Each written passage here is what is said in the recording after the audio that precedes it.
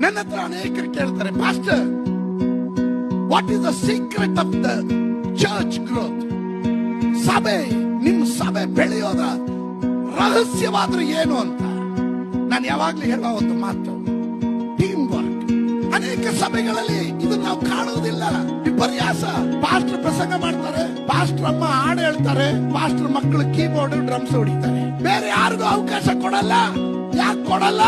ಕೊಟ್ರೆ ಇವರಿಗೆ ಸಿಗುವಂತ ಗೌರವ ಅವ್ರು ತಗೊಂಡೋಗ್ಬಿಡ್ತಾರೆ. ಭಯ. ನಾನು ಹೇಳ್ತೇನೆ, ದೇವರ ಸಮ್ಮುಖದಲ್ಲಿ ದೇವರ ರಾಜ್ಯ ಎನ್ನೋದು ಒಬ್ಬನ ಕೈ ಕೆಳಗಡೆ ಇರೋದಲ್ಲ. It's a team work. Pastor Ravi Mani ಇವತ್ತು ಆರೋಗ್ಯವಾಗಿರ್ಬೋದು, ನಾಳೆ ಸತ್ರು ಸಭೆ ಇಲ್ಲಿ ಮಿಂಚ್ತಾ ಇರುತ್ತೆ. ಯಾಕೆ ಗೊತ್ತಾ? ಸಭೆಯ ನಾಯಕನ ಕೈಯಲ್ಲಿದೆ ಈ ನಿಯಂತ್ರಣ. ಯಾರ ಮನೆ ಹುಂಜ ಕೂಗಿದ್ರೆ ಏನ್ರಿ, ನಿಮಗ್ ಬೆಳಕರಿದ್ರೆ